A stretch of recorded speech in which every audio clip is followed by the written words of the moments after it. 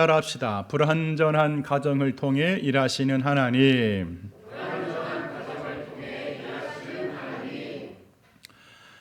신학자인 데이비드 웰스라는 분이 그의 책 저서 신학 실종의 시대라는 책을 폈는데 그 책에서 이런 말을 하고 있습니다. 현대 문화가, 지금의 문화가 진리를 상대화시켜서 그 영향이 가정에도 깊게 스며들었는데 그 결과로 많은 가정들이 뿌리채 흔들리고 있다, 이런 말을 썼습니다.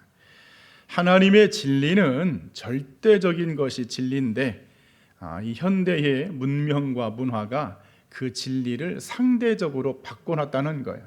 그러다 보니까 가정의 이 기반이 흔들리고 있는 그러한 것을 이야기한 내용입니다. 실제 지금의 우리의 시대를 보면 가정들이요, 표면적으로는 안정되어 보이지만 내부로 들어가서 보면 갈등과 혼란과 다양한 문제들을 안고 살아갑니다. 부부 사이의 대화는 점점점 줄어들고 부모와 자녀 간의 가치관에도 큰 장벽이 생겼습니다. 믿음과 이 신앙은요, 세대 간에 단절이 되어서 상당한 괴리감을 보이고 있죠. 부모님의 믿음이 자녀들의 믿음과 달라지는 것입니다. 무엇보다도 진리이신 하나님의 말씀이 우리 가정의 중심이 되지 못하고 오히려 세상의 진리와 세상의 가치관, 세상의 기준들이 우리의 가정을 침범하다 보니까 우리의 가정들이 점점 하나님의 창조의 목적에서 벗어나는, 멀어지는 것이 지금의 현실입니다. 여러분, 그럼에도 소망이 있는 것은 이렇게 흔들리고 불안한 가정이라고 할지라도 하나님은 그 가정을 통해서 일하신다는 사실을 믿기를 축원합니다. 하나님은요, 완전한 가정을 사용하시는 분이 아닙니다. 한번 따라합시다. 하나님은 완전한 가정만 사용하시는 분이 아니시다. 문제투성이의 가정, 깨어진 가정, 말도 많고 탈도 많고 다양한 많은 문제를 안고 있는 가정들도, 불완전한 가정들도 하나님은 당신의 뜻 안에서 이루어 가신다는 사실이죠.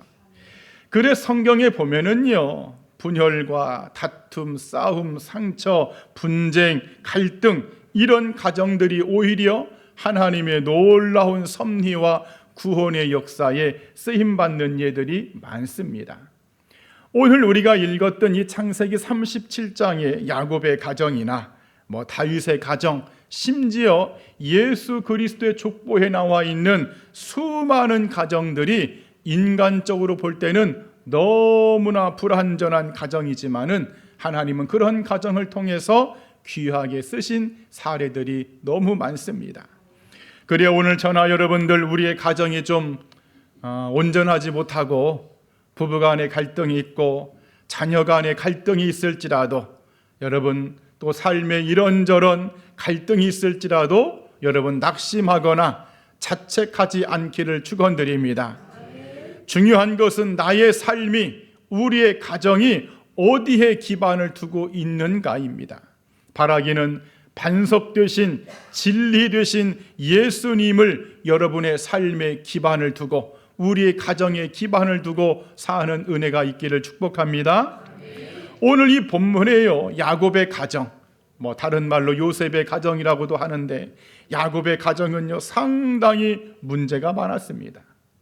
물론 당대 야곱은 믿음의 조상인 아브라함의 손자로서 하나님의 약속과 언약이 흘렀던 가정이지만은요, 사실 그 야곱의 가정 속으로 들어가서 보니까, 오늘 보니까는 편애와 시기와 미움과 분열과 어느 것 하나 온전한 것이 없는 불완전한 가정이 오늘 야곱의 가정이었습니다.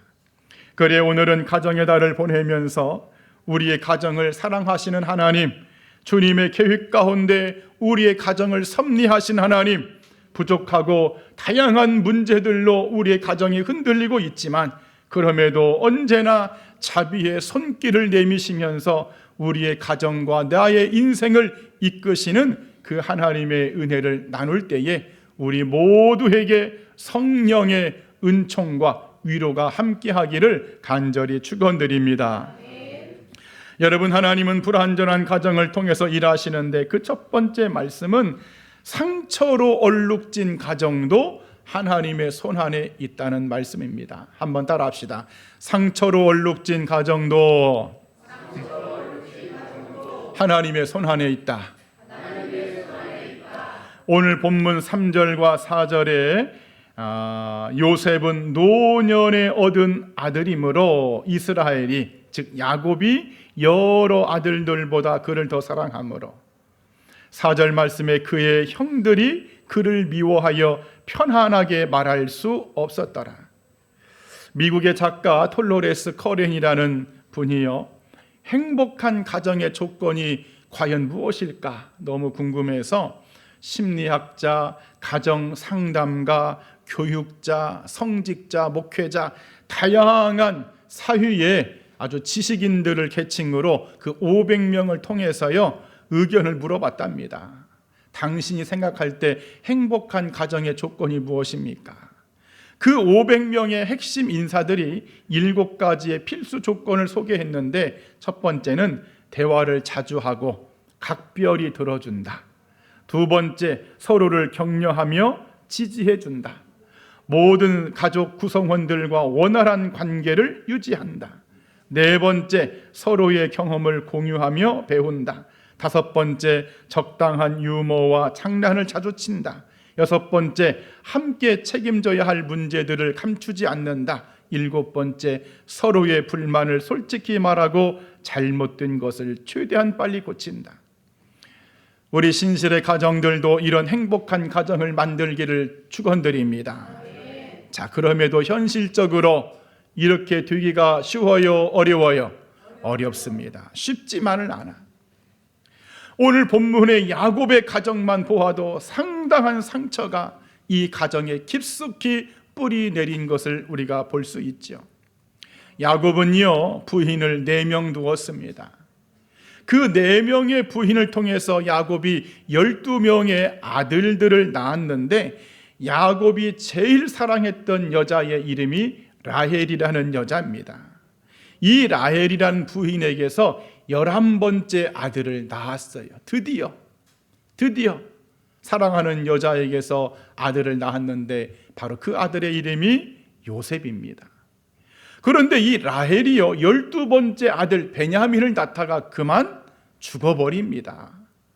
사랑했던 여자, 아무리 부인이 4명이어도 지극하게 사랑했던 라헬이 젊은 날에 죽어버리니까 여러분, 야곱이 얼마나 상처가 있었겠습니까? 그러니까 야곱이요, 12번째 아들 베냐민은 별로 예뻐하지 않습니다. 너 때문에 내 부인이, 네 엄마가 죽었다는 거예요. 오직 야곱은 그냥 11번째 아들 요셉을 품에 끼고 삽니다. 얼마나 요셉을 애지중지하는지 성경에 보았더니 오늘 채색 옷을 입혔더라.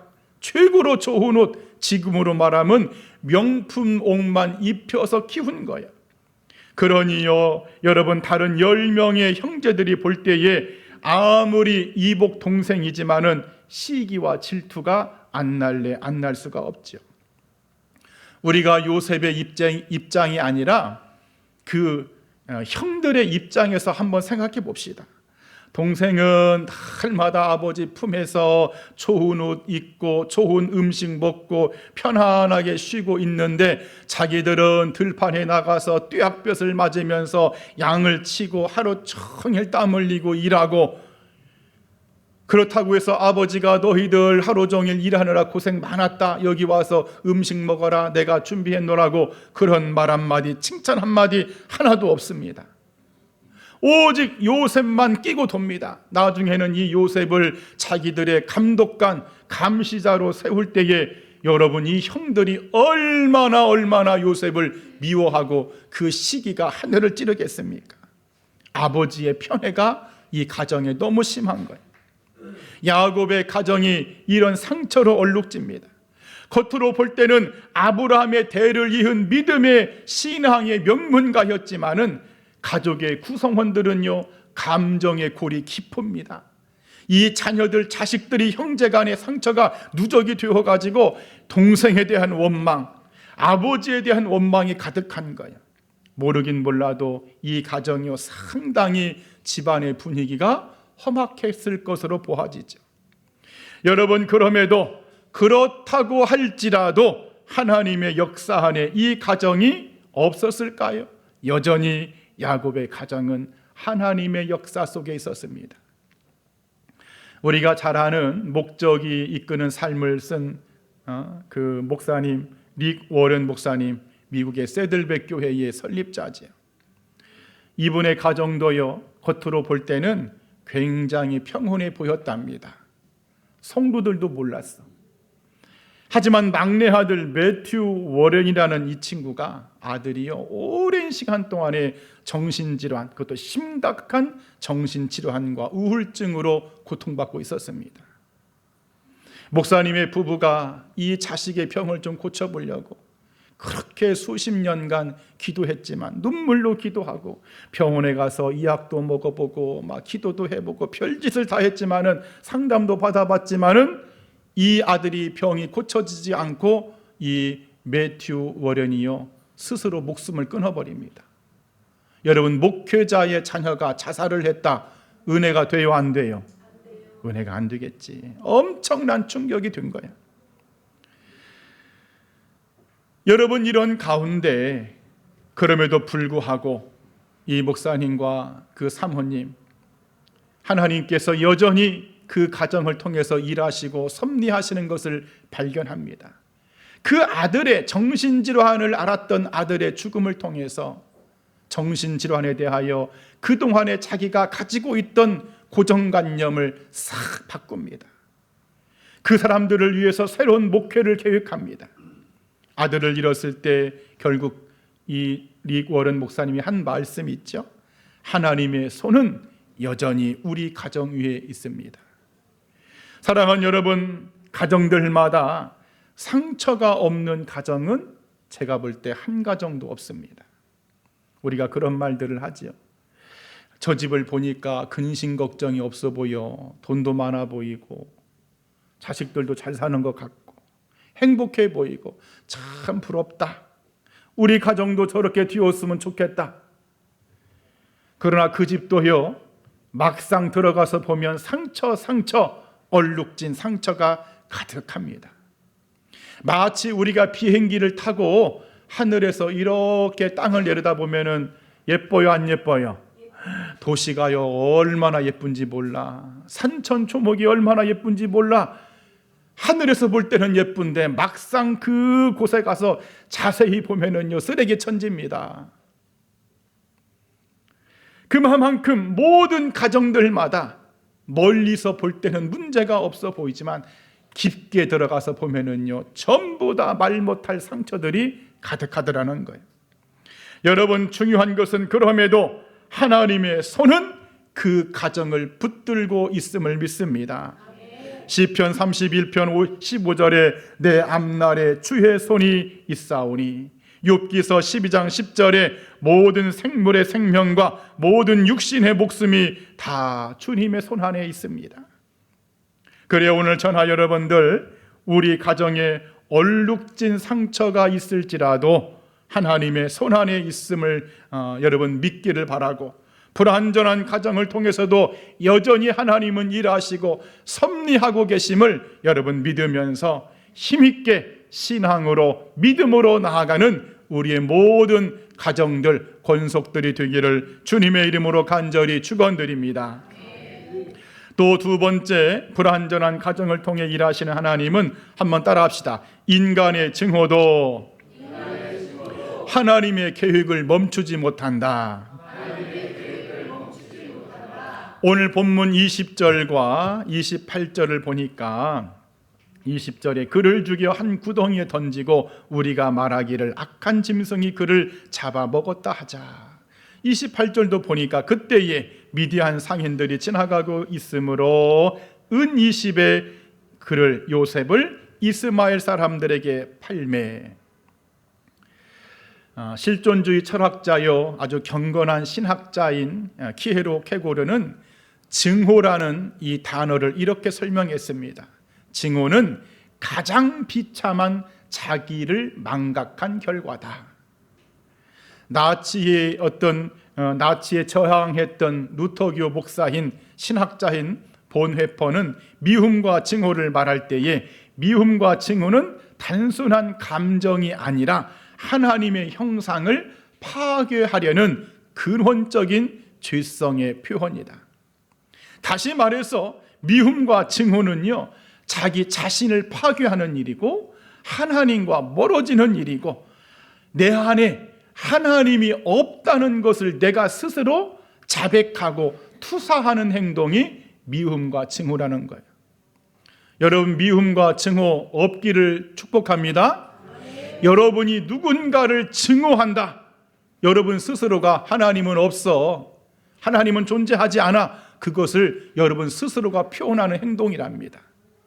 그래 예수님도요, 심지어 마태복음 5장 21절과 22절에 살인, 사람을 죽이는 살인을 정의하기를 형제를 향하여 노하거나 미워하거나 증오하거나 경멸하거나 이런 행동에 대하여 그거 살인죄야 라고 말합니다.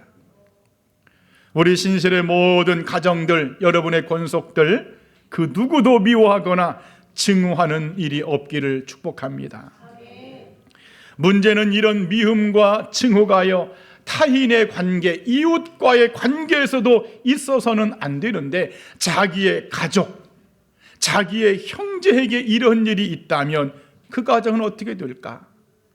참담하고 비참하고 불행한 가정이 될 수밖에 없죠. 오늘 야곱의 가정에서 바로 이러한 비극이 벌어집니다. 어느 날 아버지 야곱이 요셉을 부르죠. 요셉아, 내 아버지, 무슨 일이십니까? 지금 너의 형들이 세겜에서 양을 치는 것으로 내가 알고 있는데 네가 세겜에 한번 다녀와라. 형들이 양을 잘 치고 있는지 놀고 먹고 있는지 네가 가서 한번 점검하고 와라, 내 아버지. 하고 요셉이 헤브론에서 집에서부터 세겜으로 갑니다. 세겜에 갔더니 형들이 없네요. 어떤 지나가는 행인이 그분들 도단으로 갔어요. 다시 요셉이 도단으로 갑니다. 그렇게 100km가 넘는 먼 길을 3일길 나흘길을 걸어서 힘들게 형들을 찾아갑니다. 요셉이 멀리 보니까 형들이 보입니다. 형님들, 저 요셉입니다. 성경에는 안 나와 있어. 형님들, 저 요셉입니다. 형들이 다 쳐다보고 저기 멀리서 보니까 한눈에 봐도 채색 옷을 입은 자기 동생이야.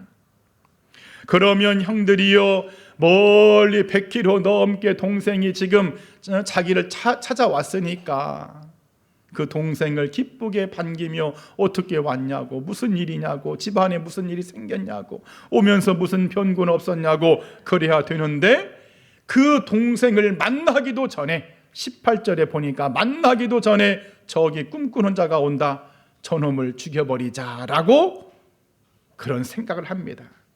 잘됐다, 저놈, 오늘 저놈을 죽이자.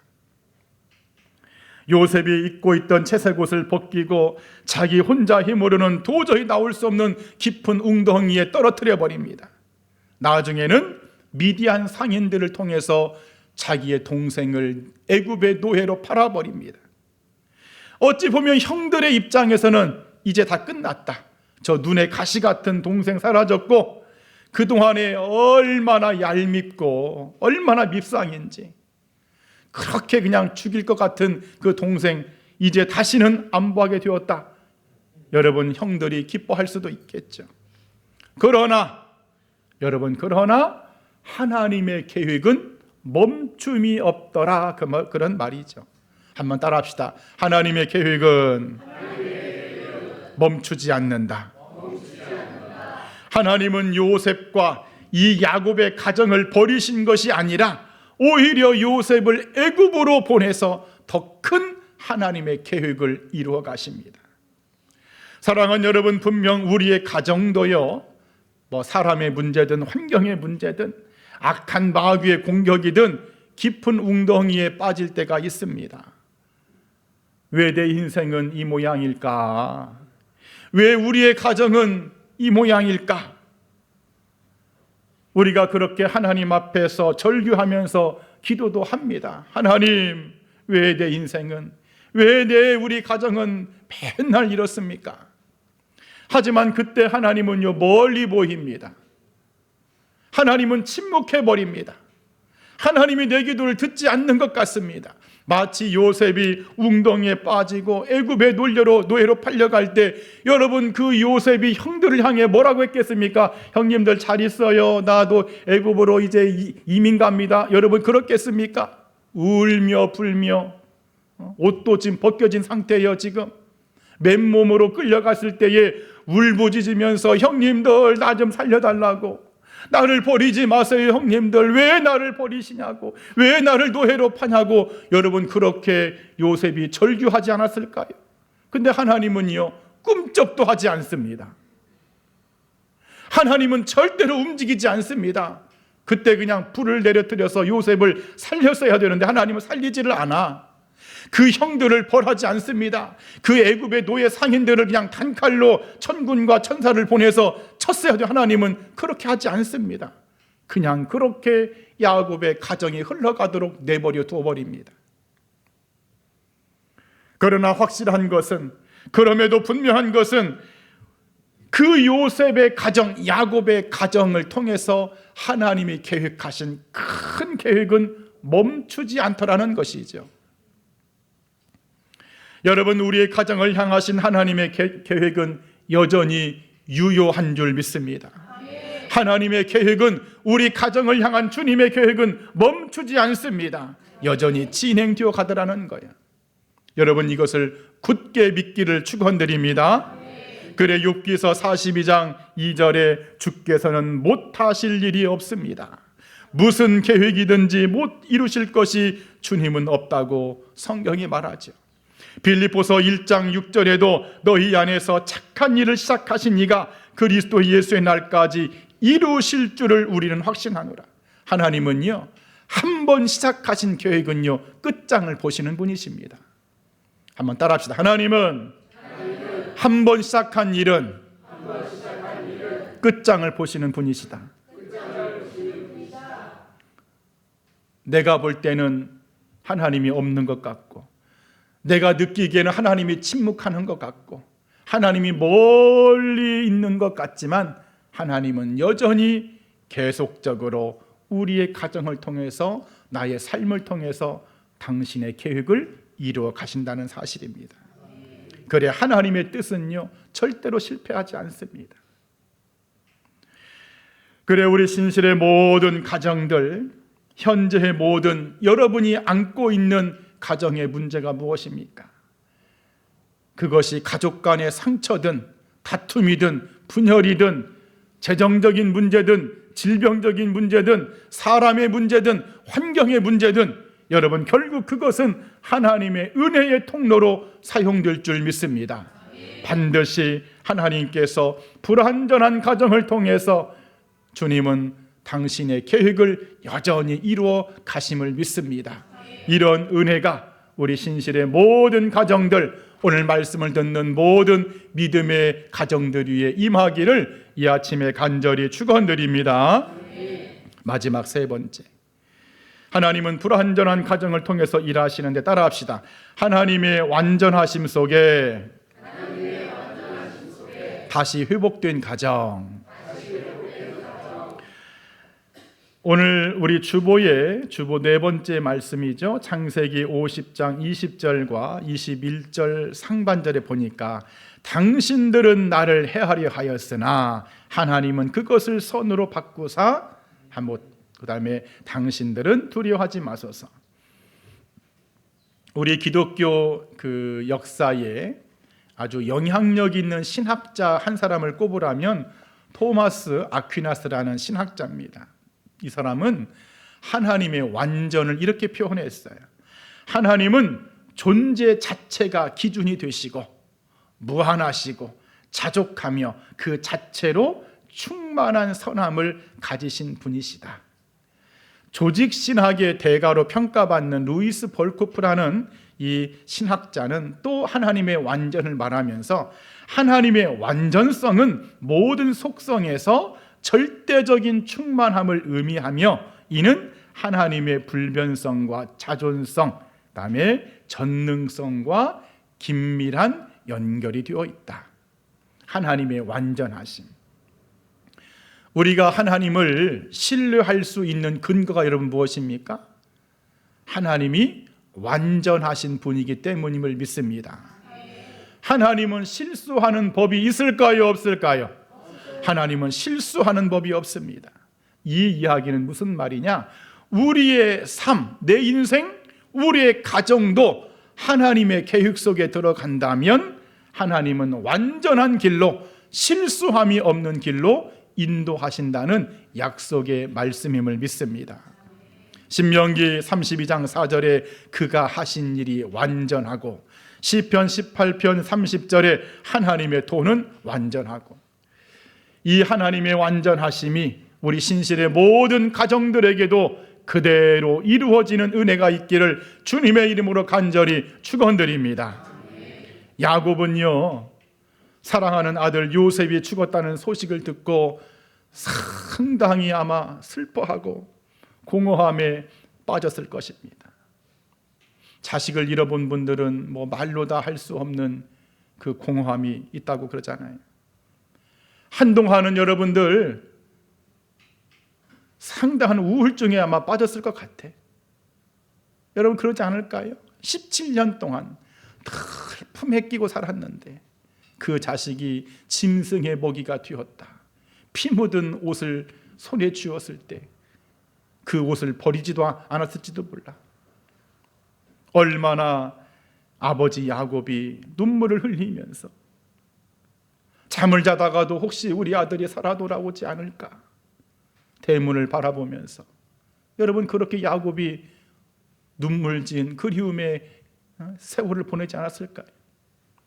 그 이복 형들 10명, 그때는 젊은 혈기로, 젊은 분노로 동생을 감정으로 죽이려고 했고 애굽의 노예로 팔았지만, 아버지에게 동생이 죽었다고 거짓말로 속였지만 서로가 말도 못하고 서로 쉬쉬하면서, 그때는 그런 감정으로 요셉을 팔았지만 나중에 점점 시간이 흐르고 철이 들면서 왜 우리가 동생한테 그런 몹쓸 짓을 했단 말인가?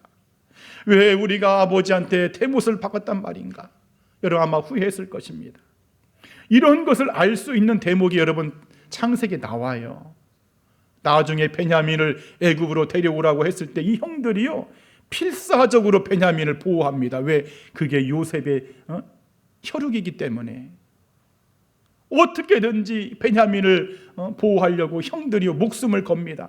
아버지에게 베냐민을 내가 못 데려오면 나도 죽겠노라고. 이것을 볼 때에 이 이복 형들이 그때는 젊은 혈기로 요셉을 그렇게 했지만 나중에는 엄청나게 후회를 했다는 거예요. 하지만 하나님은요 요셉을 애굽의 총리로 세웁니다. 아버지 야곱에게 더 큰 기쁨을 안겨줍니다. 그동안에 죽었다고 그렇게 그냥 굳게 믿고 살았는데 어느 날 보니까 아들이 살아있는 거예요. 형들은 처음에는 동생의 보복이 두려워서 떨었지만은 그 동생의 부드러운 용서와 화해의 말을 듣고 모든 형들이 눈물로 화해를 이뤄냅니다. 두려워하지 마세요. 다 하나님이 하신 일입니다.